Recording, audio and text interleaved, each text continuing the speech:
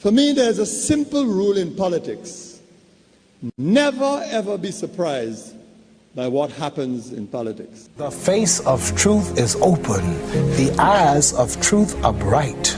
The lips of truth are ever closed. The head of truth is upright. The breast of truth stands forward. The gaze of truth is straight. Truth has neither fear nor doubt. Truth has patience to wait. The words of truth are touching.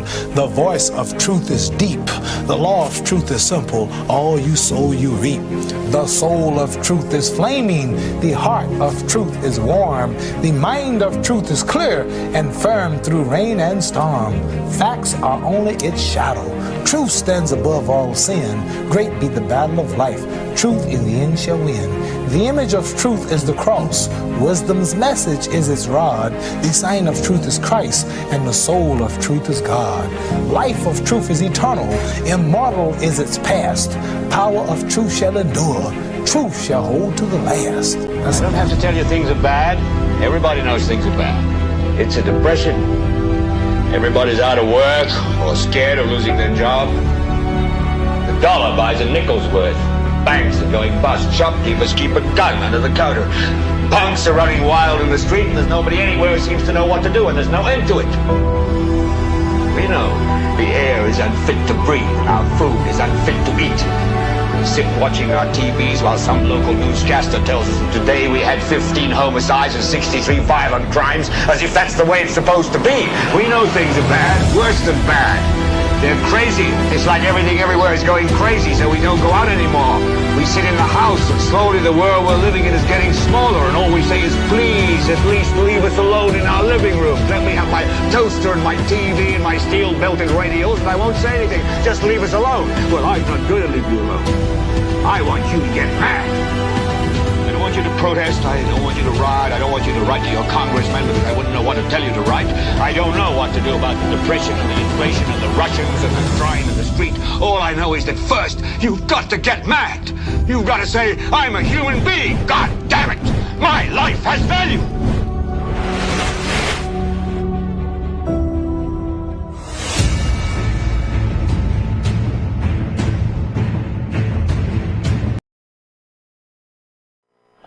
What a rebuke of the Caribbean Development Bank by the region's longest-serving Prime Minister. I'll be going through an article in its entirety during the course of the broadcast.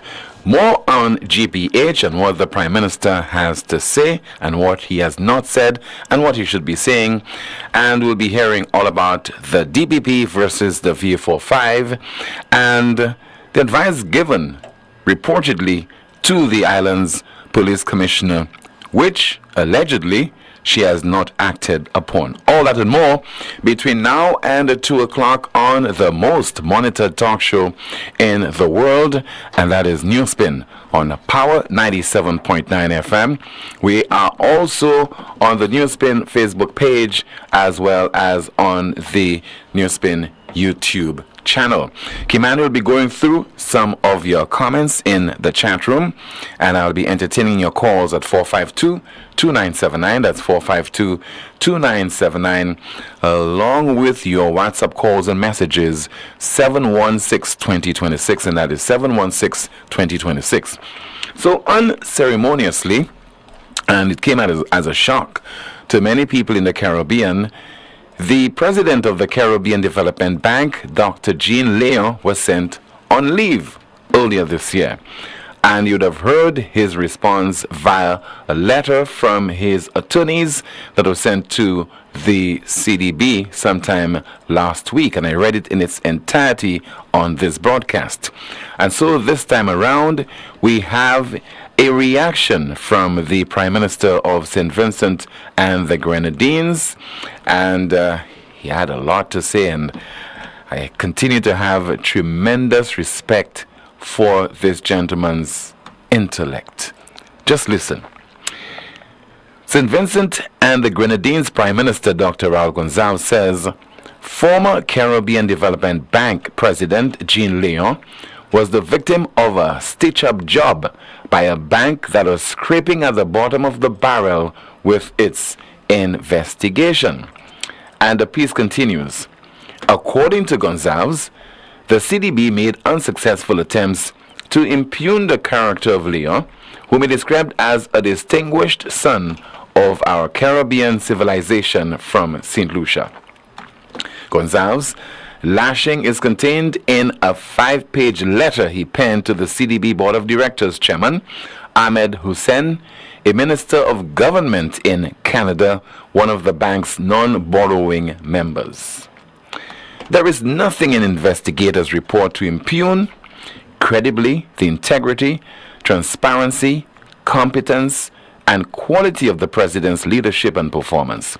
He was probably innocent of the eggshell facade or make-believe sacrosancts of some pampered souls in the bank's bureaucracy, the region's longest-serving head of government argued. Leon resigned in April, claiming constructive dismissal. His lawyers gave the CDB until May the 4th to negotiate an amicable separation, indicating also that their correspondence should be viewed as our client's pre-action protocol letter regarding the entire situation. In his letter, Gonzalez asked what are the next steps in addressing this debacle, saying, "It certainly does not suit the bank to have its folly forensically examined in excruciating detail in the courts. Leon has been injured, and as he has suffered loss and damage, certain things flow inexorably from all this. The bank ought to address this with the same urgency with which it acted at the start of this awful saga, and the bank ought to act with a large generosity of spirit," he said. He added, "Jean Leon's integrity remains intact, though unsuccessful attempts were made to have it impugned. He comes out of this sordid matter without blemish or wrongdoing attached to him.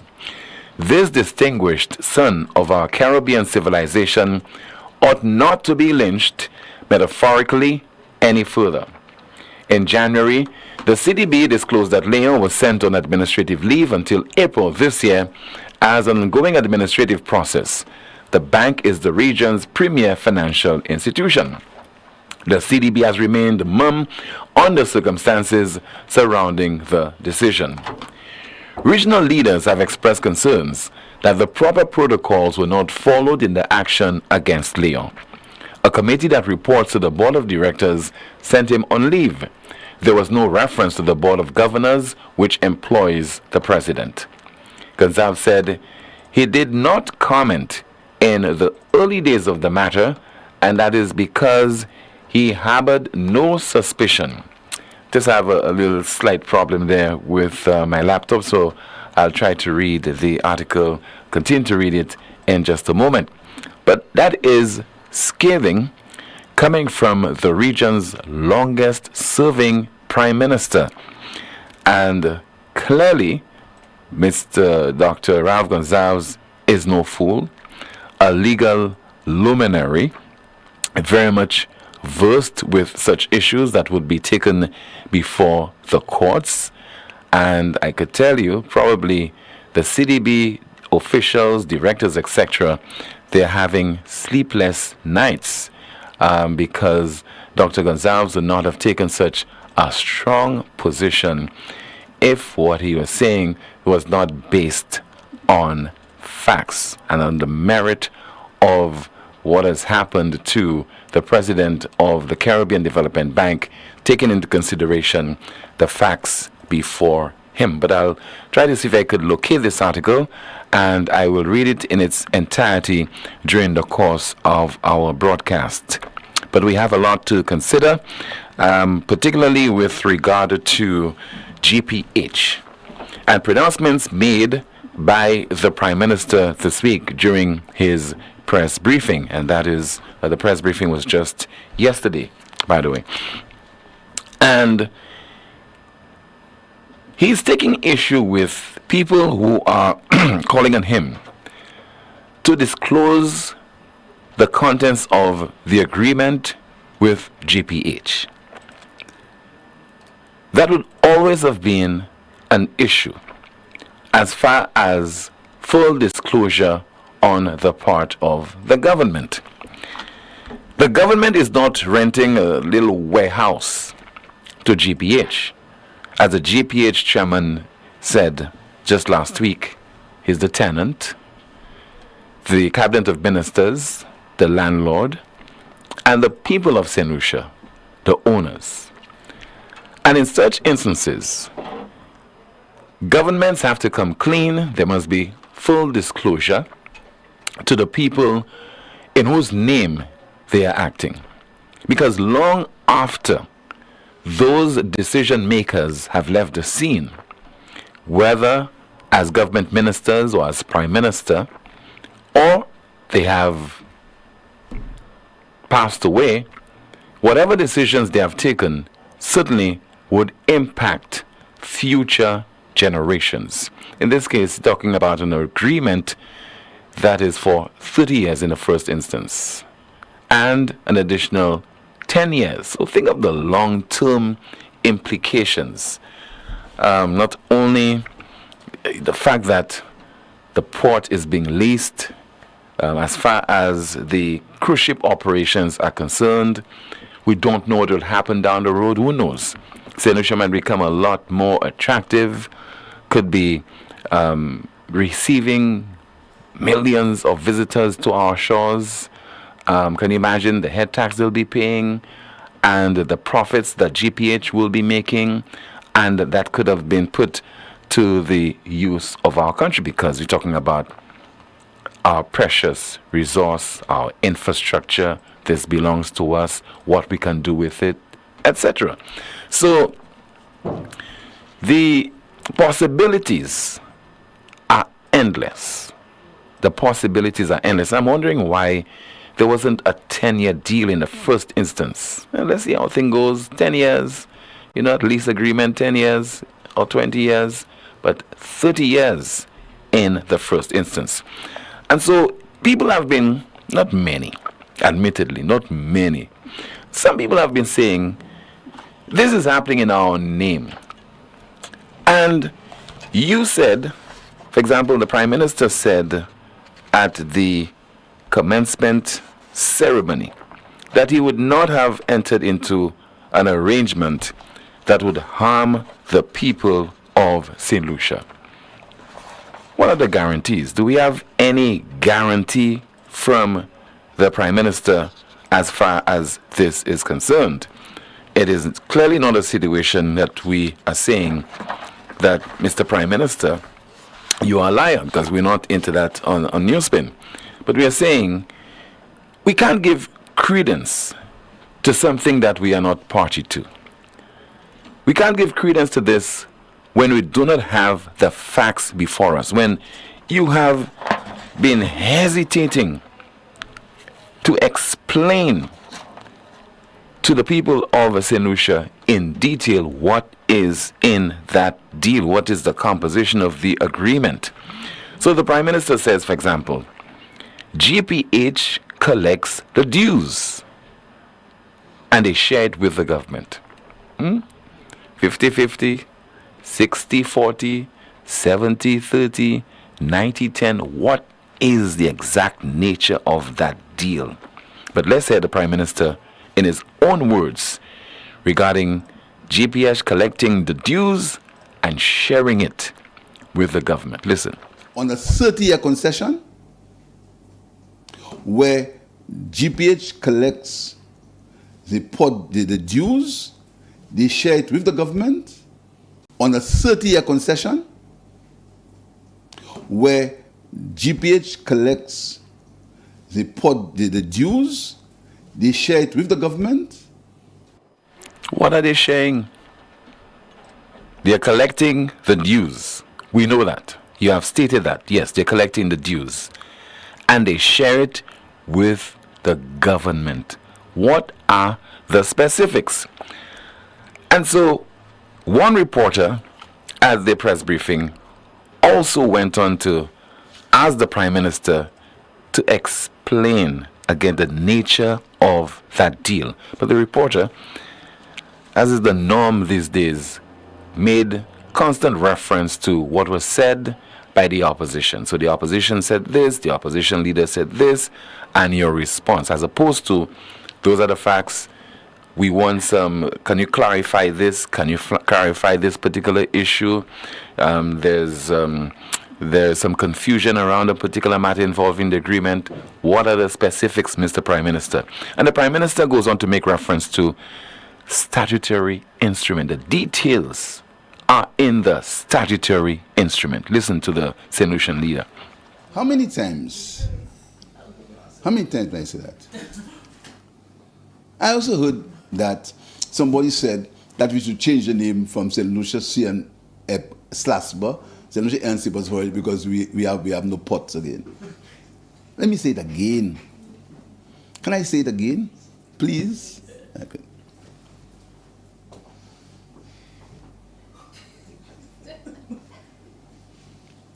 Slasper continues to deal with all the cargo facilities on the ports.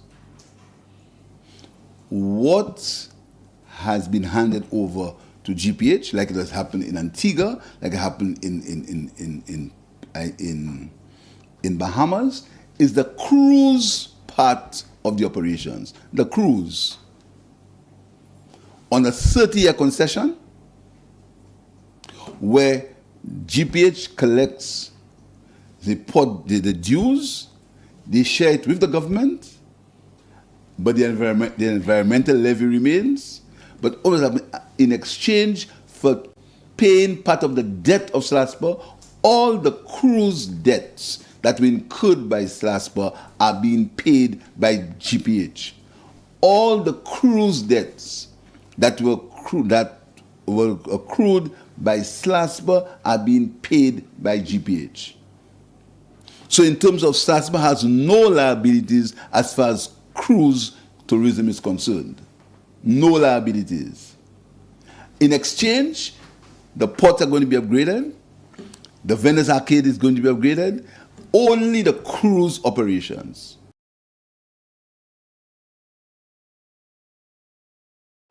So you heard the Prime Minister there, but that is actually not the clip that I wanted. But the clip I'll play now is where he's making reference to the details of that agreement are in a statutory instrument. Let us listen to the Prime Minister once again. You know, again, it's a misinformation that is chronic. There is a statutory instrument that's a public document. It's an SI. SI is a public document. So what's those details? The SI is a public document. There's an SI is going to be published on the concessions again that they were given to the GPH. Where's the SI they had for? In fact, let's leave that alone. There's an SI that is going to be printed. I think it must be probably out already. Is that not a secret? What's the name? What's the name of the SI? It's going. I think it's Slasper or something. It's an SI. It's that instrument, my brother. It's an SI. It's going to publish in the Gazette. I mean, this level of misinformation is frightening. It's going to publish in the Gazette. And it could also call parliaments. I don't understand. See, I really don't understand you. So again, simple question. Tell us about the agreement. He makes reference to the statutory instrument, makes reference to it being in the Gazette. Just answer a simple question. And clearly, based on the discomfort that's being displayed by the Prime Minister, he does not feel comfortable enough to share that kind of information with the people of St. Lucia. We'll be hearing more from the Prime Minister in just a moment. So let me try to read you that article again. It's on the website of the Jamaica Gleaner newspaper, involving the reaction of the Prime Minister of St. Vincent and the Grenadines to what has been happening over the last few months between the President of the CDB and the Board of Directors of that financial institution. So we'll attempt to read that article and the reaction of the Prime Minister in its entirety. So let us start with, again, the contents of that article. It reads, St. Vincent and the Grenadines Prime Minister, Dr. Ralph Gonsalves, says, Former Caribbean Development Bank President Jean Leon was the victim of a stitch-up job by a bank that was scraping at the bottom of the barrel with its investigation. According to Gonzalez, the CDB made unsuccessful attempts to impugn the character of Leon, whom he described as a distinguished son of our Caribbean civilization from St. Lucia. Gonzalez's lashing is contained in a 5-page letter he penned to the CDB Board of Directors Chairman, Ahmed Hussein, a minister of government in Canada, one of the bank's non-borrowing members. There is nothing in the investigator's report to impugn credibly the integrity, transparency, competence, and quality of the president's leadership and performance. He was probably innocent of the eggshell facade or make-believe sacrosancts of some pampered souls in the bank's bureaucracy, the region's longest-serving head of government argued. Leon resigned in April, claiming constructive dismissal. His lawyers gave the CDB until May the 4th to negotiate an amicable separation, indicating also that the correspondence should be viewed as our client's pre-action protocol letter regarding the entire situation. In his letter, Gonzalez asked, what are the next steps in addressing this debacle, saying, it certainly does not suit the bank to have its folly forensically examined in excruciating detail in the courts. Leon has been injured, and as he has suffered loss and damage, certain things flow inexorably from all this.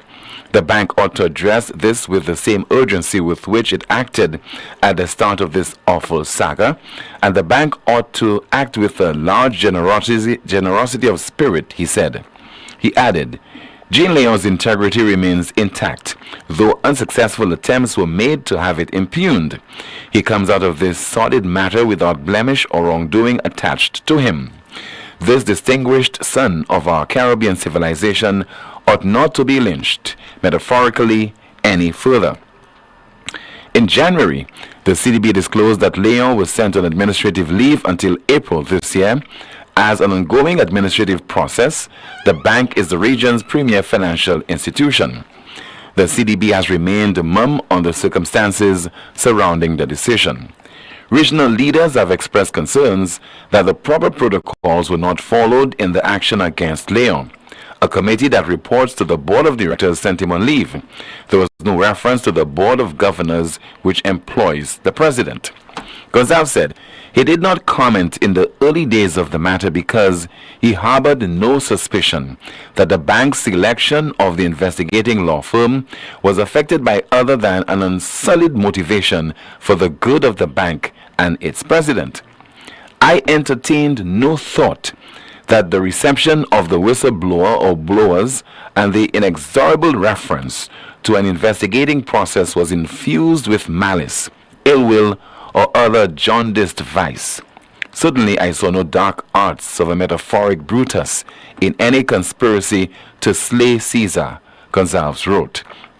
But Gonzalez said he was uneasy about the speed and peremptory manner upon which the entire expedition was launched, inclusive of the seizure or detention of the president's electronic devices and his dispatch on administrative leave with a dazzling promptitude by a body of 3 persons, all accomplished under the rules. Gonzalez said that the swiftness of the CDB to send Leon on administrative leave, the dismissive response by the Board of Governors Chairman to a request from the Organization of Eastern Caribbean States, all conspired to create the public perception that the bank's president had committed egregious wrongs. He said that the day before the investigator's report was to be submitted and considered by the Board of Governors, Leon submitted his resignation, which his lawyers publicly reaffirmed as constructive dismissal. I have read it, meaning the report, carefully. Its contents are threadbare and underwhelming. The report seeks to weave tattered threads into a twisted fabric upon which to ground a narration to justify the bank's actions. But it has failed, and all persons of reasonableness, judicious temper, and balanced judgment would so conclude. Gonzalez wrote that on the central salacious allegation, which excited the prurient at home and abroad, there was absolutely no evidence. He said the flimsy nature of the evidence presented in the investigator's report and the concocted narrative of malfeasance or wrongdoing lack persuasiveness. There is nothing compelling here. Indeed, the evidence taken at its highest leaves a reasonable and fair-minded reader, whether in the councils of the bank or in the taverns across any Caribbean country, with the inescapable conclusion that the president was, from the outset, the victim of a stitch-up job, said Gonzalez, who admitted that Leon could have acted with a touch of sensitive here and there. He said the Caribbean residents may want to know how the investigating American law firm was selected and the payments it received. Leon, a St. Lucian economist who worked with the International Monetary Fund for 24 years, was elected president of the CDB in January of 2021 and started on a 5-year contract on May the 4th, 2021. And the CMC, the Caribbean Media Corporation, contributed to this report, which is on the website of the Jamaica Gleaner newspaper. Scathing contribution, a rebuke of the Caribbean Development Bank for its actions against the previous president, St. Lucian Jean Leon, and all that by the long-serving Prime Minister of St. Vincent and the Grenadines, Dr. Ralph Gonzalez. More in just a moment, including a denial from the Prime Minister regarding life in St. Lucia as far as the crime situation. And I'll be taking your calls as well. That's 452-2979. WhatsApp calls and messages 716-2026. And Kimani will be going through some of your comments in the chat room. This is the most monitored talk show in the world, NewsSpin. It all started with a penny.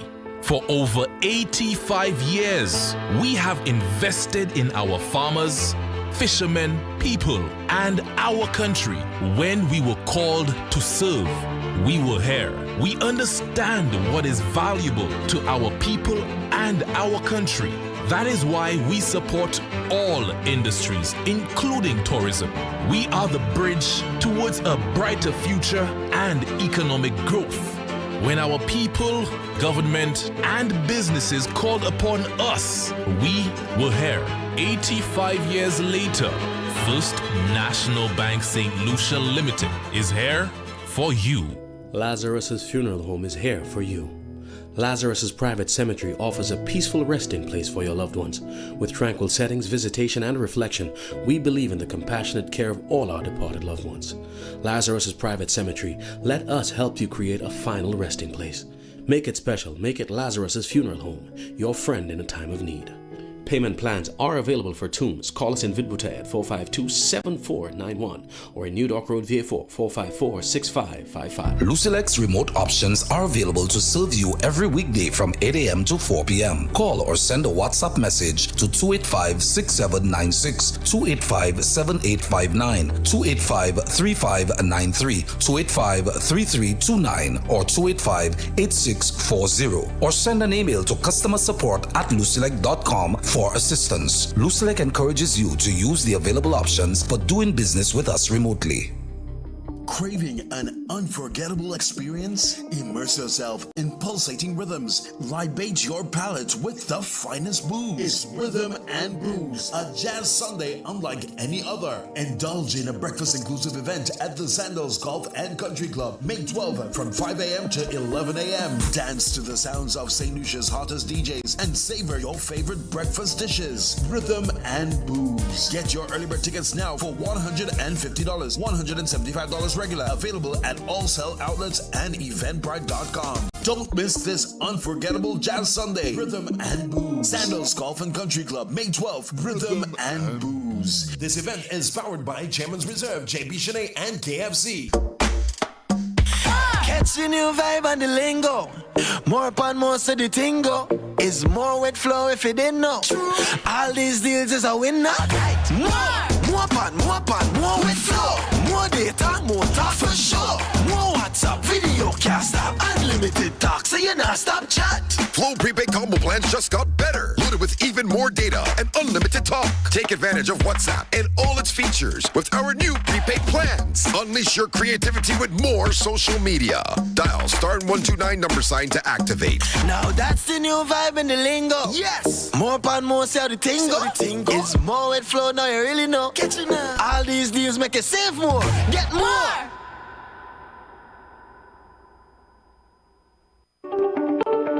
Night Meds is your dependable neighborhood pharmacy. You'll notice that upon entry, you are greeted by caring professional staff, attentive to your every need. Your prescriptions are always treated with a high degree of confidentiality, and we pride ourselves on providing speedy, efficient service. We carry a wide array commonly requested over-the-counter products, and our prices are very competitive. We offer blood pressure testing, blood sugar, and cholesterol testing. We're open to fill your prescriptions Monday to Saturday from 8 a.m. to 8 p.m. Come visit Sadhu's gas station on the Miku Highway or call us at 572-6840 or WhatsApp 461-6840 for more information.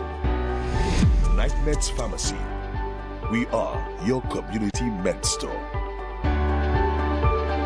Hey guys, guess what? Because your dad deserves more, Europa is giving more. They're bringing back the wow on Friday, June 14th with the very popular Culture Day for Father's Day. Last year was a blast and this year will be explosive. So fathers, stepfathers, grandfathers, all the dads of St. Lucia and all the moms who stand for dad, we are knocking out 15% discount on all pressure washers, vacuum cleaners, upholstery cleaners, in fact, on all carton machines. And that's not all. With turbo impact drills, rotary hammer drills, angle grinders, power saws, jigsaws, and sanders too. This year we are throwing the kitchen sink out for dads. Europa June 14th. I not.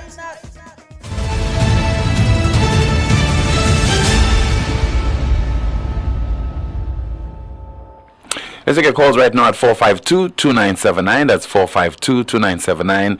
WhatsApp calls and messages 716-2026. And that is 716-2026. And with regard to the government's failure thus far to tell us what is in this GPH agreement, somebody sent me a WhatsApp message which reads, when Hess wanted to invest in St. Lucia, the agreement with the company was introduced in the House of Assembly and debated by both government and opposition. Sir John Compton was the Prime Minister then.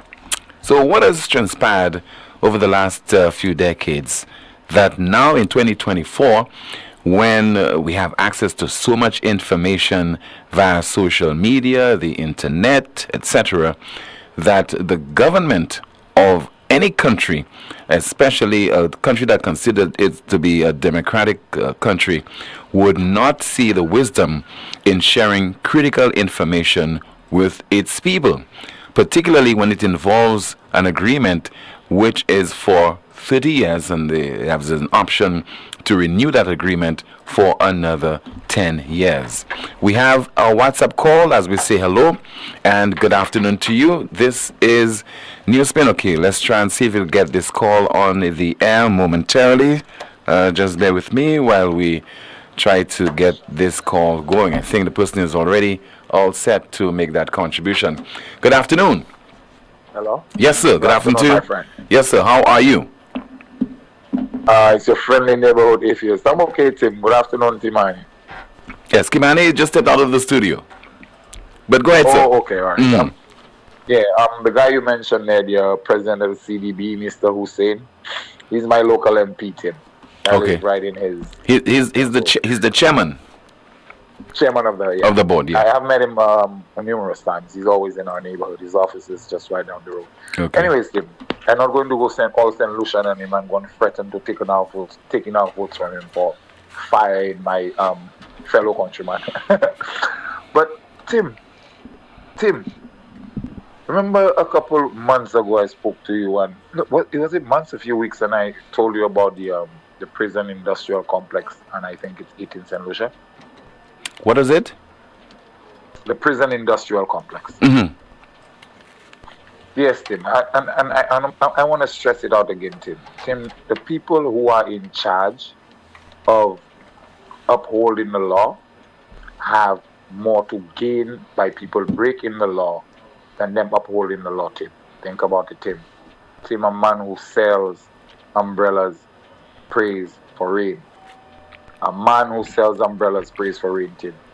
Again, Tim, the people who are making the most money during this crime surge are the same people who are represented by the Bar Association and Corporate Solution.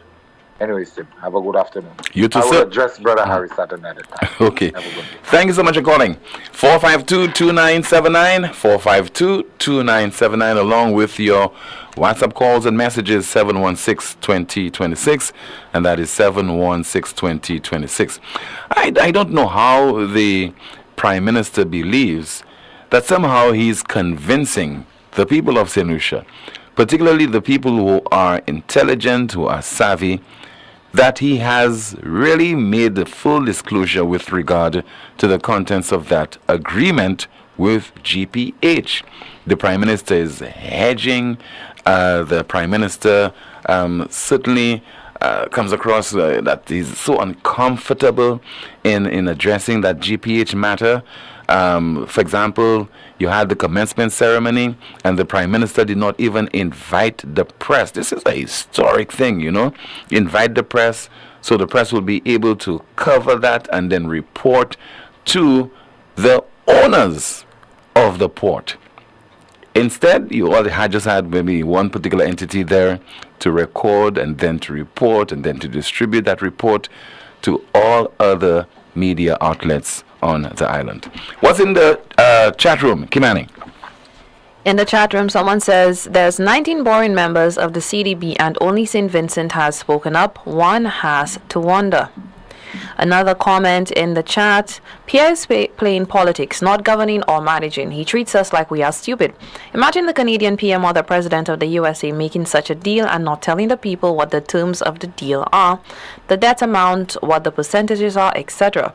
Instead of being true to his promise to be transparent with the people of St. Lucia, he replied to the question with such disdain and a dismissive attitude, as if people are bothering him by asking for details.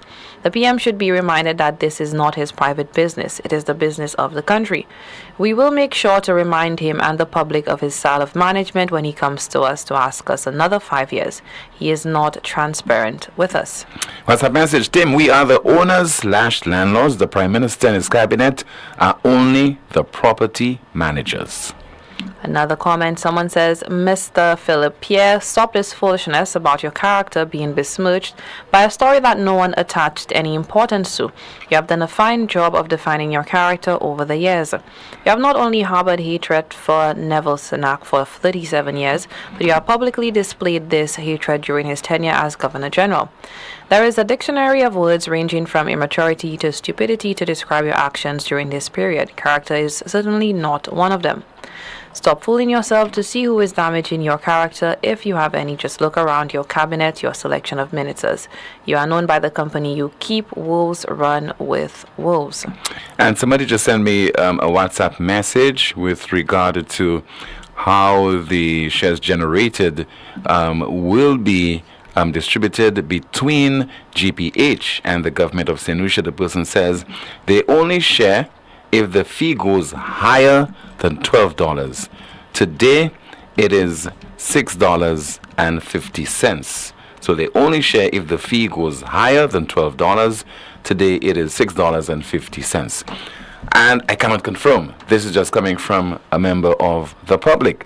So the Prime Minister clearly needs to take us into his confidence and explain certain aspects of the agreement to the people of St. Lucia, the owners of the ports. We have a call. Good afternoon to you. This is NewsSpin. You're on the air.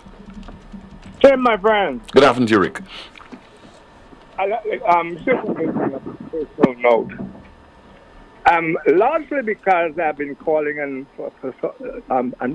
prefacing most of what I say with I'm near the departure lounge and all that kind of all these little jokes, quote unquote. But they're not really jokes, Tim. at this point, I say things for the record, so that when I'm not there, as George Odlum is not there, as Compton is not there, as a number of people who were prominently talking and largely ignored, not there, my time and your time will be, I suspect my time is probably going to be before yours, unless one of the guys shoot you. So I say what I say. What kind of statement is that, Rick? I mean, vicious statements, because those are the times we're living in. Yeah. I want to drive that home. All those people who are feeling comfortable in their homes, don't fool yourself. You are living in a dangerous time. At times, so dangerous that the most dangerous people know they can safely carry out whatever they choose, because chances are they won't even be held to account for it, let alone be punished for it. Can you think of any more dystopian a situation like that than that? No, I can't. And everything I say there, if you chose to question why I said it, you know very well I could nail it, because you know the answers as well as I do. Because the circumstances, what we're experiencing right now presages something that is very deadly. Something that is on the horizon that certainly should not shock us if those things do occur. But what is more to the point, Tim, is that we have a lot of people who do not think, let alone think critically, and they imagine themselves free. They don't have to worry about anything. That's what. Nobody is safe, including the Prime Minister himself, Tim. So I don't believe Philip Pierre gets up in the morning and says, let's see how he can screw St. Lucia. And if he does, then he's gone totally mad. I don't think so. I have my own views about the things Philip Pierre does that I may not agree with. I have my own views on that. That's for another show, etc. But once again, we have a situation where a St. Lucian, first and foremost, a St. Lucian is widely suspected as being a victim of certain circumstances. And while we're on that, I read Ralph's thing, and I heard you read it as well. But I don't recall who was the investigating company or who investigated the man. Do we know? No. According to the article, it's an American firm. Well, Lindquist is an American firm, specializes in that kind of stuff. And I'm wondering if his company might be. Eh? No, I don't know if it's Lindquist. Well, that is worth checking out, because some guys make their living off that, being investigators for politicians, being lawyers for government ministers only, and so on. We have all of that in our society, and those are the things killing us. And I think you were about to say, Rick, if I could read your mind, that in St. Lucia has not been an issue, speaking on behalf of But of course, that's where I'm going. Yeah. But then it's hardly worth talking about, because we have so many directly affecting issues that are not being spoken about. Have you had a complaint from the media that they were not invited to particular functions? None at all. So they're cool with that, Tim. Yeah, very accommodating. Have you heard much noise? I mean, Rick, what we have now is a very accommodating media. Nothing can go wrong. It's not accommodating. As far as the treatment is concerned. It is dystopian.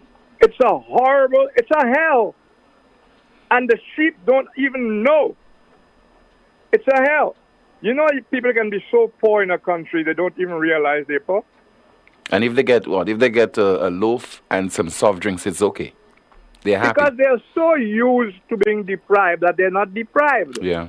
That is normal life. There are people in this country, and I know that because I've been interviewing them and reporting on them for years, who get up in the, who get up in the morning knowing all they have is green fig. And that green fig, and so funny, I think of a particular case. Those green bananas, I went to visit a guy at Marshall once. Happy as a lark, Tim. And in conversation, while we were talking, he was cooking some green bananas. And in conversation, that's all he had, green bananas. And he had a couple of kids. And this guy was ingenious, what's the word here? Enough, creative enough. That what he did was prepare the green bananas in a variety of ways so that effectively he was not eating green bananas twice in a row. Did you get that? Yeah. And we just take that down, Rick, we're just talking just like that. That is still the case in St. Lucia, defining what is the poorest of the poor. What exactly is the poorest of the poor? How do the poorest of the poor live? That means you are indigent if you're the poorest of the poor. You're no longer poor. You've gone beyond that. I think poorest of the poor is past indigent. That's why they call it that. The poorest of the poor means poor and indigent. But here's the point. To head of government and its backers and or party people, and I'm talking about different times as well. So it's an attitude we have. Those people, all they need is a shelter, no matter how big or small. But the guy who is homeless also is in need of regular medicine, also is in need of doctor's care, may also have a couple of kids, etc., etc. So there goes your consideration for minimum wage and what is it going to be and what is meant by livable wage. And I see now they're combining it as minimum livable wage. Yeah. From everything I've read. That's the first time I've heard about this. Pardon? That's the first time I'm hearing about minimum livable wage. Exactly. I know you have minimum wage and then you have livable wage. That's right. And minimum wage it's legislated. Well, so is livable wage as well. They can legislate that too. But I'm saying let's not confuse the two, because what is livable for Joe may not be livable for Harris. So getting back, so I don't lose my thing. Ralph Gonsalves, maybe that's why Ralph Gonsalves, he has his own proclivities. And in St. Lucia, Ralph Gonsalves' proclivities are so commonplace that they're not even proclivities. You know what I'm saying? Mm-hmm. So commonplace. But what renders Ralph Gonsalves unique is the gonads he has to talk to whoever he has to talk to in Ralph Gonsalves' terms. And that has gone, I've known Ralph long before he was Prime Minister. And he's always been like that. He speaks now with more authority, and I suppose with age, he's in an office, tells everybody, screw you. Remember the era of scope, right? Pardon? You remember the era of scope? Scope, yeah. That's right, from the days of scope. You see, Tim, you know all these things, and you pretend you don't know, and you don't inform your people who are in great need of that information. You don't leave it to I'm not pedantic. I'm not a show-off. You're not a show-off. I'm talking about information that's needed, and you think it's a show-off. This one went over your head, Rick. I'm sorry, but I'm just saying I'm not a show-off. I mean, I was just joking about this. All right, okay. I am though, but my whole genes and makeup is show business. And Ralph has always spoken his mind, and 90% of the time I've agreed with the guy. I agreed with the guy on CIP, although he may have his other things. I hear he has his own CIP. I don't know any proof of that. But here's a guy, a St. Lucian, whom we were boasting about just a few months ago, weren't we? Yeah. Wasn't the guy here some time ago, shortly after the elections? Yes, he was. He delivered a lecture. Exactly. And he was lauded. But do you know his Calypsonian Bingo, his brother, Bingo's brother, right? The Calypsonian. Well, don't shout too much about that. Bingo is my friend, and so it's all right. Okay. I'm only teasing. Yeah. Where's Bingo anyway? Dominica. Okay. But that gentleman was here and was being offered up as what the average St. Lucia can aspire to. Huh? Now the guy is in trouble. Not a word, one way or the other. Not even wishing him well. Not even hoping it all turns out okay. And now the man has been kicked in the nuts. It takes Ralph Gonsalves to defend the St. Lucian. Huh? But then, there's nothing unique about that. But don't you think it's not an issue for the government and the Prime Minister in particular to speak on it publicly? because reporters, journalists have not posed a question to him? Or do you think, or do you believe that he should have done it? No. I mean, in a particular era, Rick, I know that in a particular era, it would have come up at a press briefing. Certain individuals would have posed the question to the Prime Minister. And I'll tell you in one context. In the context that we had so many reporters here, seasoned, locally, etc., and those were also reporting for the BBC Caribbean Service and for Kana. So they would have asked the question. On that basis, I'm saying. You're being kind. And the rest of the public would have benefited from this. You're being kind. But I was about to go there. I was about to tell you, what if a reporter had asked the question and whatever answer the Prime Minister chose to give, he would give, what would follow that?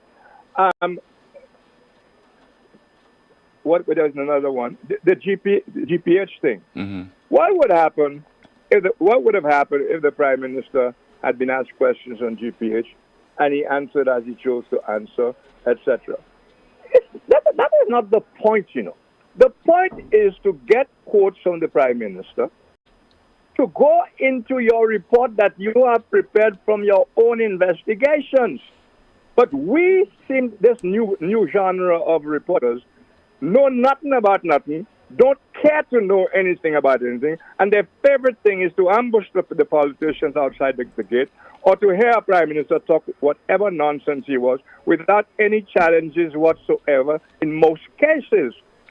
So the Prime Minister would be safe to say whatever he wants to say about GPH, you know. Don't fool yourself. So in other words, we journalists are supposed to be the guardians, the watchdogs for the people. And we are supposed to... But then again, it occurs to me that reporters are probably saying to themselves, well, is it worth it? Is it worth it? Because next thing you know, I'll be on some TV show. My mother, my metaphor is coming up. My mother's underwear will be discussed. Things totally irrelevant to the issue at hand will be talked about. And half the country would agree with the government minister who is doing that. You get the point, Tim? Yeah. So the guy figures the reporter has no big dream. I was talking to a reporter from DBS. And I had to say that, on the matter of journalism, and I had to say to her, be sure you want to be a journalist because of what's involved, especially at this point in time. And don't get messianic, and that's a lesson I learned from Walcott. Don't get messianic. Don't offer yourself to be crucified because you'll be crucified alone. That is the situation we have. So we have no encouragement from the people for good reporters. We have no encouragement from anyone for good reporters. We have no avenues for critical analysis where things are being parsed, etc. These politicians can basically say whatever they want to say, especially with a big majority. And here I'm going to go on a limb again. And I don't give a damn what they're going to say about that. I have a lot of complaints, not complaints, but disagreements with Alan Chastney. I have them privately because he affords me the time. So in any case, I don't go on, I don't interview anybody anyway. So, but he knows what I disagree with. Sometimes he takes the advice, sometimes he does not. But if not for Alan Chastney, and I'm saying Alan Chastney deliberately as an individual, because you could have another leader of the opposition not prepared to do what Alan Chastney is obviously prepared to do. Put his money where his mouth is, put his physicality where his mouth is, risk his family because of what he believes, exposes his wife and children to the dirtiest kind of insults, all because he has, I can't say he has a dream because he already knows being Prime Minister ain't exactly a dream. But he believes in what he believes, thank God. And I'm not saying that if he should get back into office, everybody should kiss, because I warned, no Prime Minister should be allowed to just sit there and do what he wants. Whatever the Prime Minister, whoever the Prime Minister, it is the duty of the people of the country to hold his feet to the fire. But I am saying, look, right now, it's been confirmed that we have a new Chief Justice. Chief Justice. Mm-hmm. And we'll put his photograph on the screen for the benefit of our people watching on that Facebook. Chief Justice, no journalist will write what they know about him and what, in their view, might render it a troublesome situation to have this particular gentleman as Chief Justice when there are a number of cases totally political on pending. Totally political. We had a judge who recused himself on the unresolved basis of political interference. And the political interference he's talking about was allegedly done by the Attorney General. The Attorney General who was a litigant in a case. But I'll tell you something, Rick, before you continue. I have a tremendous amount of respect for Justice Mario Michel. And I will tell you right away to tell me why. In terms of his principle and certain stances that he has taken. For example, in terms of his principle and certain stances that he has taken. You want to tell me one of the certain ones? For example, when he said very early on, just before the 1997 general election, I don't know if he said it publicly or privately, that he's not into that politics of just giving people chicken and rum and expecting them to support him. Stop there, please. But he was very much into passing laws to jail you and me if we wrote something that didn't please them and all the kind of other crap. That is what the 361 legislation. Yes. Yeah. He was party to throwing Sarah Flood out of the cabinet after she had been given freedom, quote unquote, to speak her mind on a matter. Okay? He was also the lawyer for Helen Eyre that got into all kinds of trouble, including the legendary series of stories called the Helen Eyre Affair. And he's also, there are things that I admire about the guy. Yeah, but Rick, it still does not take the sum total of the human being that I see him. We're not talking about the human. That's why I don't want to go into the individual. I see him. aspect. No, I see him as a principal individual. How can you say that? No, but I just told you. I just told you. You see, what you want to do there is play the role of a teacher, and you're gonna grade the guy based maybe he failed social studies. Right. No, hold on, Rick. Hold on. He failed social studies, but you don't give him a pass rate when you add his marks based on his performance in maths and English and geography. So for me, he has a pass mark. He has a pass mark. Let me tell you exactly what I'm doing so there's no doubt.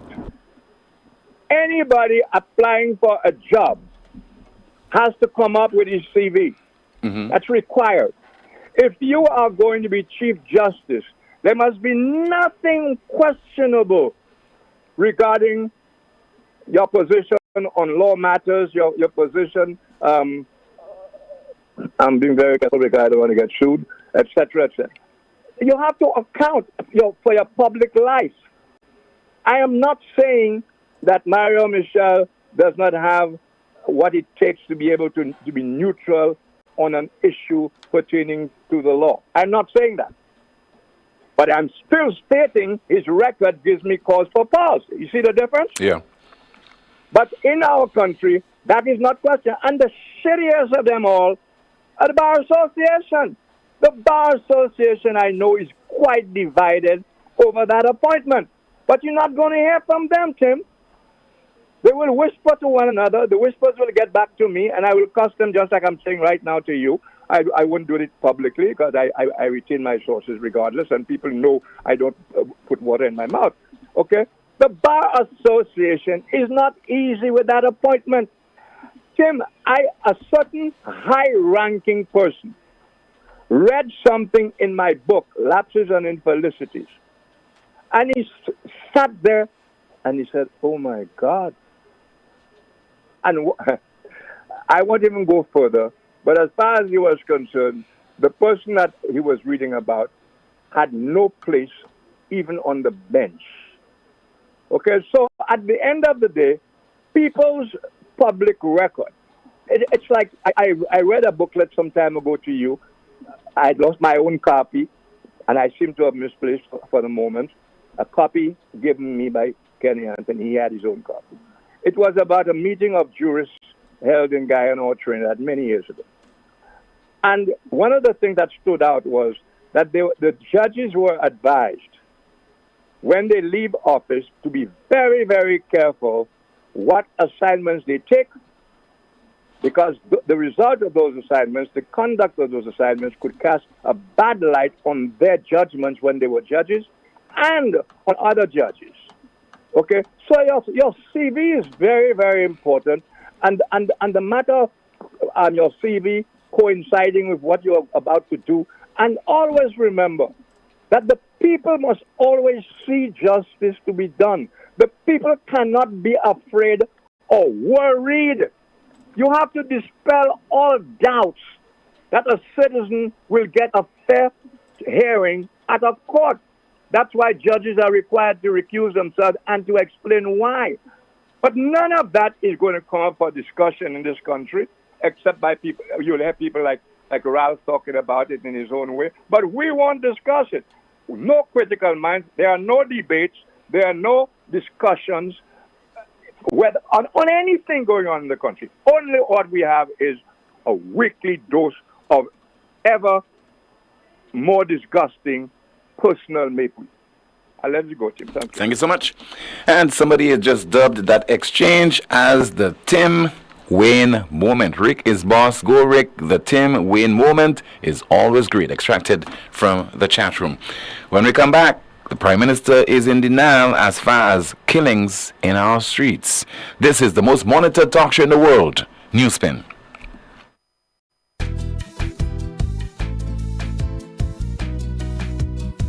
There is only one option when they arrive. Our services will make the dead look alive. With Bouteille and Beaufort accessibility. Remember, we have the only private cemetery. No one can match our prices from coffins to corsage. Personalized service you get when Lazarus take charge. Quality service, no package to make your wallet bleed. Lazarus is your true friend in your time of need. Lucilex remote options are available to serve you every weekday from 8 a.m. to 4 p.m. Call or send a WhatsApp message to 285-6796, 285-7859, 285-3593, 285-3329, or 285-8640. Or send an email to customersupport@lucilec.com for assistance. Lucilec encourages you to use the available options for doing business with us remotely. It all started with a penny. For over 85 years, we have invested in our farmers, fishermen, people, and our country. When we were called to serve, we were here. We understand what is valuable to our people and our country. That is why we support all industries, including tourism. We are the bridge towards a brighter future and economic growth. When our people, government, and businesses called upon us, we were here. 85 years later, First National Bank St. Lucia Limited is here for you. Catch the new vibe and the lingo. More upon more so the tingo. Is more wet flow if you didn't know. All these deals is a winner. More upon more wet flow. More data, more talk for sure. More WhatsApp, video cast up, unlimited talk, so you not stop chat. Flow prepaid combo plans just got better. Loaded with even more data and unlimited talk. Take advantage of WhatsApp and all its features with our new prepaid plans. Unleash your creativity with more social media. Dial *129 $ to activate. Now that's the new vibe in the lingo. Yes. More upon more, see how the tingo. It's more wet flow, now you really know. Catch it now. All these deals make you save more. Get more. The new home of the best country music is Power 97.9 FM. Say the stars are bound to fade. Switch us on Join Me, DJ Jerry, this and every Thursday from 8 p.m. till midnight for Country Gold, the best in country music.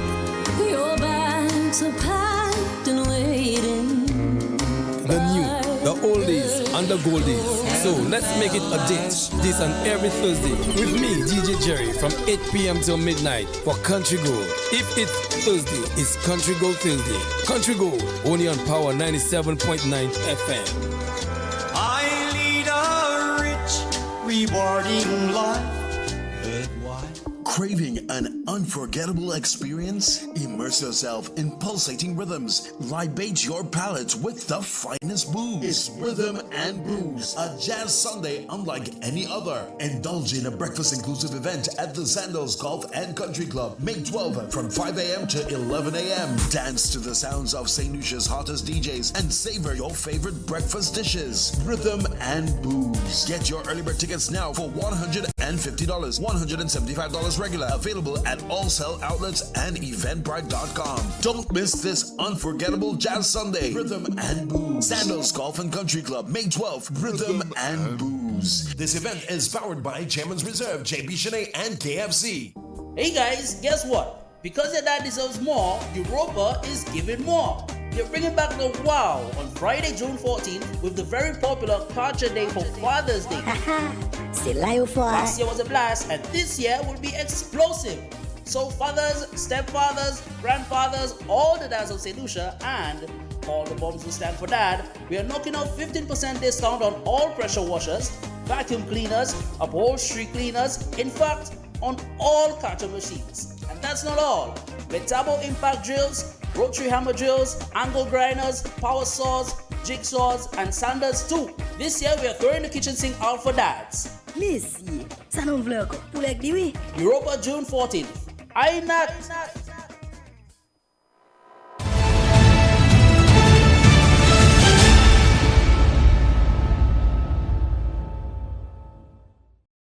Monitor Talk Show in the World. We continue with your calls at 452-2979, 452-2979, along with your WhatsApp calls and messages, 716-2026, 716-2026. Let me see if I have some of your WhatsApp messages to go through. Somebody says, hey Tim, I think we should have jazz every 2 weeks. See how fast that stretch of road was dealt with the week before jazz. Most, if not craters, potholes, patched, blocked. Bring more jazz. And another WhatsApp message. Good day, Tim. I live at Pebouche, Babano. We have had no water for 2 months now. We need some water, please. Well, we hope your parliamentary representative will attend to your concerns. And another WhatsApp message. I just want to send a message to Wasco. It's been months we have no water at Plateau Babano. I live next door to Minister Dr. Virginia Albert Poyot. I've been begging Wasco for a truck to send some water to us to wash the children's uniform up to now. But Dr. Virginia Albert gets trucks of water all the time. You have to be ready to get water. Now, I don't know if that's true, but that's just a WhatsApp message. We have a call. Good afternoon to you. This is NewsSpin. You are on the air. Hello, good afternoon. Good afternoon to you, Timothy. Good afternoon to you, Kimani. Yes, good afternoon to you, ma'am. Timothy, I just want to say we have St. Lucians need to wake up. St. Lucians need to prioritize, and St. Lucians need to realize when enough is enough. Timothy, I will not even go at the corporate government level. I am just going to think of the victimization that happened just as a normal employee working in St. Lucia, what people could see and how they are shut down by the system in our society. And the sad reality, Timothy, is that people that give out awards, people that are on a stage, they know what they are guilty and capable of doing. And these are the individuals that are glorified by certain people in our society. Before you speak, Timothy, you are silenced because of what you say. This is the St. Lucia that we are living in today. And I prayed for the day that people from my generation, the 1980 era, will wake up and realize that we have a voice. Most of those that went to university together with me, we are strong individuals and we sit by. I'm a woman, Timothy. We have 2 female politicians in the house. What can I learn from them? Those women, I cannot see. I look up to those women. When I think of Heraldine Rock, I see a strong woman. But the current 2 female politicians that are in parliament, I cannot learn anything from them. That's one. Another thing, watch our young people. Someone from my generation needs to stand in the gap for the young people of this country. Who will stand in the gap for the young people that were born from 1980 and onwards? I can speak for the year 1980. I want to know who in St. Lucia will stand up for those individuals that were born in the year 1980 and beyond. We cannot sit by and do nothing again as a people. Dishonesty needs to be, dishonesty is at the highest level in this country. And I have been a victim of dishonesty in St. Lucia. All I have is God. And Timothy, one day, St. Lucians, they will know my name. They will understand what Saleh Dupré Camille has been through in this society. Timothy, it has not been easy for Saleh Dupré Camille in this country. And nobody will stand and support Saleh Dupré Camille. Timothy, I was fired in this country for being an honest employee. How low can St. Lucia get, Timothy? How low can we be as a people? Everywhere I have worked, my scale is clean. And you know what they say about me, Timothy? I am crazy. I have been declared crazy in St. Lucia. Enough is enough, and the power of my democracy will not be silenced. I did not carry bananas on my head for nothing, Timothy Poleon. At the end of the day, if no one stands in the gap, I will not even take a placard. I will stand on my feet to declare that the injustice must stop in St. Lucia. You're working so hard for your hard-earned dollar. You pay the right taxes, and some individuals in this country are not paying the right taxes, and nobody says nothing about it. But because Saleh is brave enough, Timothy, Saleh has been labeled crazy in St. Lucia. If you look at my Facebook page, Timothy Poleon, only things to help the marginalized. I educate our young people. I educate our hospitality workers. But they do not want to listen to what Saleh is saying. When Saleh has paid CEOs, finance managers, line staff, I understand the law in this country, and nobody wants to hear what I have to say. I am victimized. Timothy, I went to the Bexo Jazz, so I can talk about it. I went to Bexo Jazz. I said these were the things I found wrong with Bexo Jazz. You know what they did to Saleh? They had me on a popular talk show, and they dragged me down, Timothy. Timothy, I know the God I serve, and the God I serve will deal with St. Lucia. There is no reason why Saleh Dupré Camille should be unemployed in this country. There is no reason why I should not be given an equal opportunity like every St. Lucian. I'm a brilliant young woman. I'm an intelligent woman. And I have two journalists that have no degrees in journalism. They were dragging down my name, Timothy. Timothy, my parents were not educated. But my father gave me the best advice of my life. Saleh, go to school and learn. Why is it that Saleh Dupré Camille has been victimized so much in this country? Timothy, this is not right. And they will try to silence me. But in the name of Jesus, the gates of hell will not prevail. God knows why he gave me this voice. This is wrong, Timothy. I am not even thinking at the government level. They need to correct what is happening at the bottom first. Before they hire the special prosecutor, they need to go after those that victimize Saleh in this country. And they're sitting in their nice air-conditioned offices, Timothy. And what they do? They tell my family, tell Saleh, get off Facebook. Hello, I have a brain of my own. You going to tell my family, tell me get off Facebook, because this is the only medium I have to air my concerns? Did I go to university for nothing? Did I get my accounting degree for nothing? And the young people of St. Lucia, my name is Saleh Dupré Camille, and I want to tell you all, if you all are currently embracing that petting culture that has been introduced to you guys, you all will work the rest of your life. At 8 years old, NIC will increase the pensionable age, and you will work. You will never retire early. You young people in this country, get up and realize that the system is not for you. I am educated, so I am talking to you. I am telling you, you cannot go to every fete in this country. I am telling you, you have to save your money for wet days. Am I against you? But no, you listen to the older politicians. I may not have a dollar to give you, but I will give you sound financial advice that you will need to carry you throughout your life. And that is golden. You young people in this country, you want to be financially free. You know what that means? That means that you are not indebted for life to a financial institution. You young people, you know what? You're going to get a credit union account with the $600 you paid for VIP to attend the Burna Boy show, and he had to curse you as a solution because you are not smart. You go to Burna Boy, you paid $600, and you do not have a credit union account. Do you have a pension fund? That money you can invest. But no, you know what they do, the young people in our country? The employers pay them. Most of them have their private parties throwing. The same money you young people are working for is that same money you have to take and buy a ticket to go to their show. So guess what? The multiplier effect is not being felt in this country because you give it back to the person that's paying you.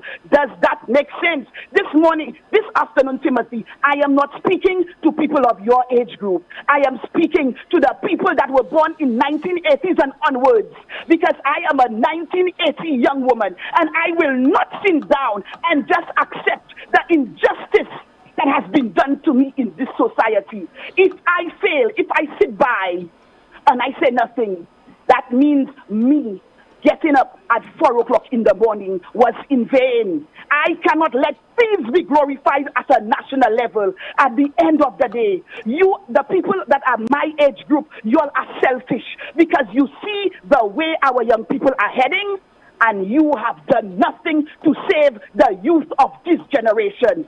So stop complaining. Stop saying all our young people are doing is killing for a living. Do you all know who is behind organized crime in this country? You all don't know. But I will give you all the best advice. Take it or leave it.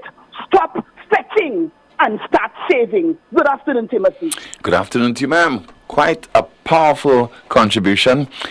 I don't know really what to add to it, but we have to give credence to what she said there, in particular the last part, when she spoke about the need for young people to save. And the fact that you have a salary does not mean that you have to take the lion's share or the large chunk of that salary to go fetting. In some cases, people spend more than they earn, and financial literacy is not something that we pay sufficient attention to in St. Lucia. People are always of the belief that if they're working, they have a salary. They always tell you it's too small to save anything, Kimani. It's too small. But you were in a position a few months before where you did not have a salary and you could not save. So now, yes, it's a small amount of money that you have, you still can save out of it because you had nothing before. Now you have a little of something. It is important to save. By saving early, what you're doing is, putting in place certain safeguards so that when you reach a particular age, you need not work realistically until the age of 65. Mm-hmm. If you are sufficiently savvy, if you're working from the age 20, 25, etc., you can determine when you will be going on retirement. And that is what is lacking, that kind of conversation that is lacking in St. Lucia. I'd like to thank that caller for that contribution. I don't think that's the only thing lacking. I think another thing too is, the saying YOLO or FOMO. Mm-hmm. So a lot of young people have the fear of missing out. So of course they live above their means. Or they would say, you know what? You only live once, so I'm going to spend the money that I have and do something that's going to make me happy in this moment. I was so sad. I heard somebody say, look at the crowd which was in Soufrière for that particular activity. Mm-hmm. And all the people that were well dressed. It's a sign of economic development. We're doing well. We are doing very well in this country on that basis alone. Mm-hmm. So there's a lot that we can learn, and we really need contributions of that nature, and I would like to thank that caller so much for that contribution. Let's see if we could take a WhatsApp call as we say hello and good afternoon to you. This is NewsSpin. You are on the air. Good afternoon. Hi, good afternoon, Chief. Yes, sir. Good afternoon to you. Good afternoon, Chief. Yes, good afternoon. Go ahead, caller. Yeah. Yeah? Go ahead, please. You are on the air. I was just listening to your show as always, and I heard the lady speaking of discrimination. Yeah. And I find this is so potent in our present day society. I am experiencing a piece where I don't even know how to phrase it. I own a minibus, and I run the Leclerc 5E route. My route permit has expired, and I've been trying to get it renewed. You must first understand that it is 15 years I'm not a member of the Leclerc Minibus Association. But the minister responsible for transport, which is Mr. King, has made it quite clear to me that if I am not a member of the association, that I'm not going to get my route ban renewed. He made that quite clear. Though I showed him, I spoke to him, I have gone through my lawyers, I have told him where it is quite blatant that I'm being discriminated against. Because the law gives me that right to disassociate without discrimination. As I told you, the 28th of this month is going to be a year that my road ban cannot be renewed, because Mr. King is of the opinion that I need a stamp from the Leclerc Minibus Association. Bear in mind, the Leclerc Minibus Association has to answer to the National Council. I have my stamp from the National Council. I have all what I need to get my road permit renewed. I have never been asked to get a stamp from the association which I does not associate with. I am not a part with. As I told you, it is 15 years.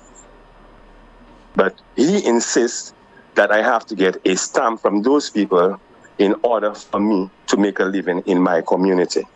And as I said to you, it is going on a year. The 28th of this month is going to be a year.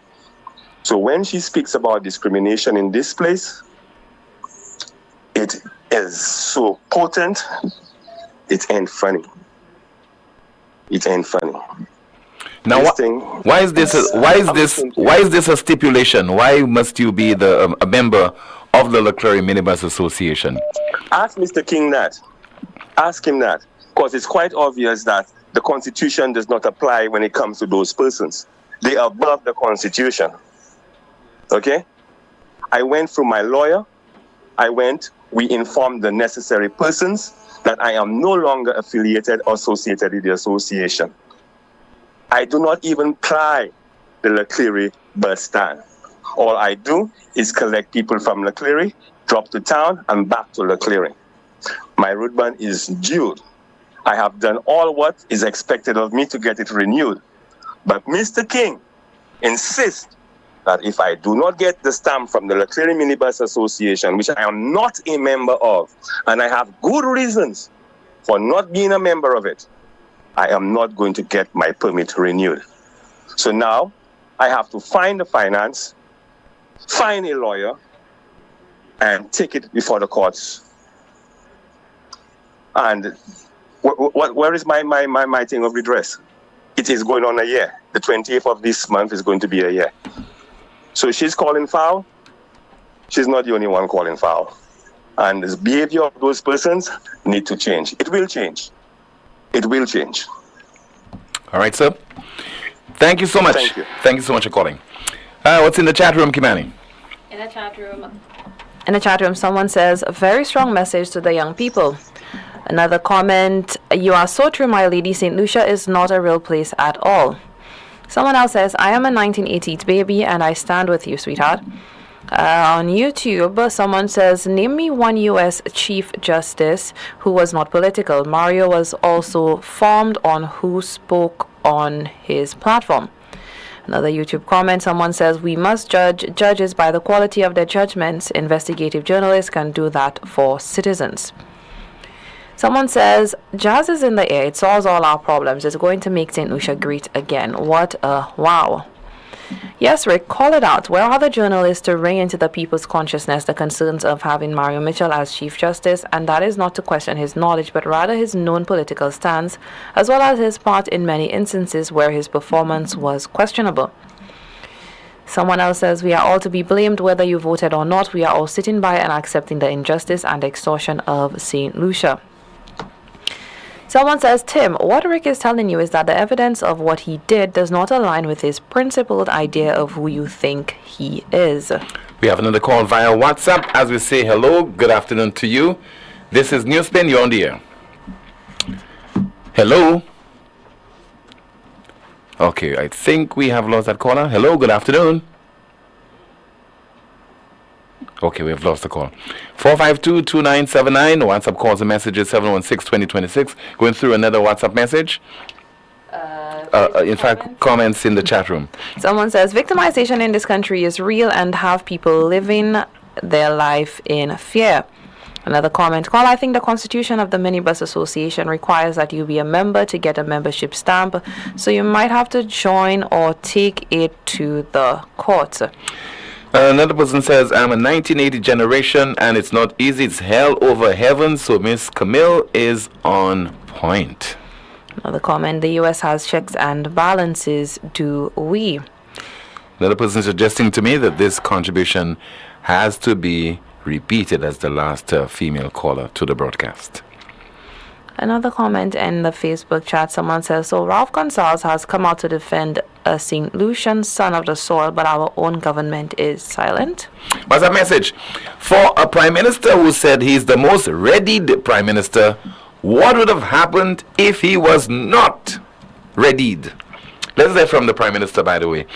And he's making reference to claims that are being made by these certain sections of our society with regarding to mayhem in the country, and he is bluntly denying that there is mayhem in St. Lucia. Let's listen to Prime Minister Philip J. Pierre. The country that the United Workers' Party and the surrogate Spain is a country in complete chaos, mayhem.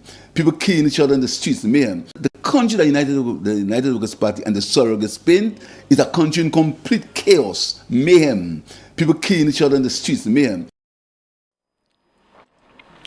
Don't we have killings in the streets, Kimani?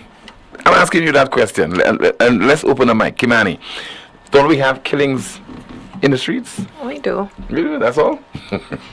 So, I mean, it's baffling to hear the Prime Minister speak in that way. Because yesterday was Monday, and the fact that there wasn't a homicide over the weekend, a homicide or two over the weekend, and there wasn't a homicide on Monday, for him he has forgotten that so far for this year we have at least 33 homicides in a small island geographically and in terms of the population. For me, that is very serious. For me, that is bordering on mayhem. And he's saying, you imagine that they have killings on our streets. Yes, we have killings on our streets, Mr. Prime Minister. We have killings occurring in Vieux-Fort from time to time. We have in Castries, we have in the north, and it's happening on our streets. We have killings occurring in Grand Riviere, Gros Islet, etc. So we do have killings on our streets, Mr. Prime Minister. And if every one life, according to you, every one life lost is one too many, then 32 or 33 homicides already for this year, that is bordering on mayhem in our country.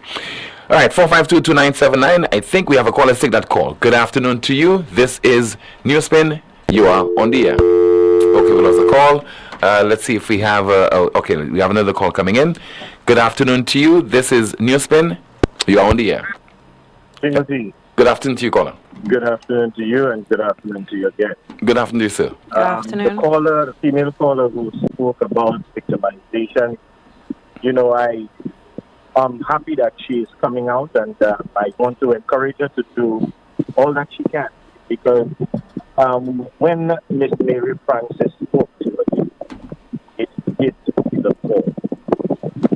For a human rights lawyer to say that she is fearful, I mean, this should have been a wake-up call for us as a country. And I am calling out all level-headed, irrespective of party, that we need to speak out in reference to the injustices that are happening. And not because it's your party to say it's okay, because we have a generation that needs guidance. We as adults need to educate, need to speak up. Now, the gentleman who, our solution economist, who was from the CDB, I am happy that Dr. Ralph spoke out, but it also means that we as a nation should have spoken out a long time ago. Timothy, we are in a crisis situation. It is not a situation that we should be gloating about, but it's a situation that every St. Lucian should be mindful of, and let's stop burying our heads in the sun and thinking that it will go away tomorrow. We must speak out, and victimization in this country is real. Thank you. Okay, thank you so much for calling. Getting all set to conclude the broadcast, let us hear from Miss Mary Francis, because I had an interview with her yesterday on the broadcast, and she made reference to the VU45, those 5 individuals who were shot and killed by police during an operation, and that was the subject of an inquest, and so far this particular case has not been solved. There's been the inquest where it was deemed that at least 4 of the killings were unlawful. So she's making reference to the Director of Public Prosecution and certain decisions that apparently he has taken thus far as this matter is concerned. Today, as I speak, it suggests to me the Commissioner seems to want to have some kind of blessing of the Prime Minister in terms of the actions that must be taken. And that is unfortunate, because the Prime Minister himself keeps saying he doesn't interfere with the work of the DPP, separation of powers, glibly speaking in that manner. But we all know in St. Lucia that there is a lot of political influence over the police force. We can see that only a blind man will not be able to come to that conclusion. Over the years, that is the situation in our country. So I think this thing has to be addressed. And that's why I'm calling today to make that statement, because I have reliable information. I'm not there to defend the DPP. I think he can ably defend himself, and he will defend himself in that one, because I know I have been liaison with the DPP. I wrote up to November 23 about the situation, because I'm actually representing one of the young men, Alan Luisi. I've been doing so. I've been trying to get some information to allow me to lay the constitutional motion before the court, and I have not been able to get all the information which is necessary. And we cannot allow this thing to continue in that matter at all. The police is not above the law. I mean, we're not a police state, we're a democracy, and adherence to the rule of law is paramount to ensuring the continuance of the state, to strengthen the state. If other persons are people who commit crime, they are prosecuted. What is the difference? They are not above the law. That impunity, the culture of impunity in the police force must not allow to continue. They are there, they are subject to the law like anybody else. I recall a couple of years ago when there was a matter in which I was involved with police shooting, and the DPP, Ms. Victoria Charles, advised that the police officer should have been indicted in the criminal high court, and they were dragging their feet. I said to the DPP, but you are the one with the power and the function guaranteed under the Constitution. You cannot allow the police to overrule you like that. And I persisted. Eventually, the matter was taken to the criminal high court. You see, so they cannot sideline the decision of the DPP. And people are blaming the DPP. And as a matter of fact, by the police commissioner or the hierarchy delaying and dragging the feet, it is detrimental to the very police officers who are involved, because they require fairness and justice too. You just heard there from attorney Ms. Mary Francis. I interviewed yesterday on this program. Final comments in the chat room. Kimani, what's happening there? Someone says, are we living in a police and party state? The party and the law enforcement are in bed together. YouTube comment, someone says, this young lady is the caller of the day. A little goes a long way. I saved $50 every month at my credit union. When I retired, I had saved $10,000. Another comment in the chat, someone says, this isn't funny, but funny at the same time. PJP needs help. Let's see. Someone says, if that's the case, Tim, then we have no shares because I can't see the fees going to $12. If it does, we are finished with a capital F. And someone says, Sir Arthur Lewis was the first president of the Caribbean Development Bank. One has to wonder what his take would be on the allegations made against that institution. The PM promised St. Lucians that his government would be a government of accountability, honesty, responsibility, fairness, transparency, etc., etc., etc. But St. Lucians are still waiting to see a government of such. Someone says, let's see what the Caribbean Development Bank has to say, and kudos to Ralph Gonzalez for speaking out on what appears to him as muddied waters / corruption. If true, the Caribbean Development Bank has some explaining to do. Let's see. Why didn't he invite the media so they could have questioned GPH instead of him telling the people what he wants? This man just continues to lie and fool the people, SMH. Let's see what else we have in the chat. Someone says, let's see, big up Miss Mary Francis and a strong statement that she made yesterday. You have a WhatsApp message. Rick is wrong to suggest that the GPH guy is right when he referred to his company as tenants. I'm yet to find in any jurisdiction with a functioning landlord and tenant law that the tenant collects the rent and calls out the shots. That's interesting. Rick is wrong to suggest that the GPH guy is right when he referred to his company as tenants. I'm yet to find in any jurisdiction with a functioning landlord and tenant law that the tenant collects the rent and calls all the shots. GPH cannot be regarded as a tenant in this deal, neither can we the people be called owners. We have absolutely no idea of the details of this deal, which was signed on behalf of the so-called owners. Speaking of Rick, he mentioned his book earlier. I hope he's listening. I'm awaiting that copy of his book. You want to purchase it? Or you want a free copy? Whichever one? Comes first. I just want a copy of the book. I can't find one. But in the chat, someone says, taxi drivers and hotel operators, how is business this jazz season? But that's it for me, Tim. All right, thank you so much.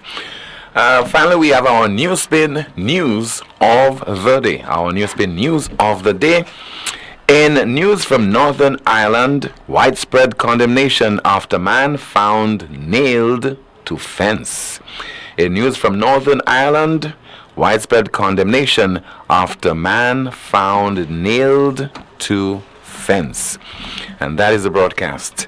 Thank you so much for watching and listening to another edition of the most monitored talk show in the world, and that is NewsSpin. Of course, I'm sure you will be back tomorrow, same time, 12:30, for another edition of the program. My name is Timothy Poleon. Goodbye.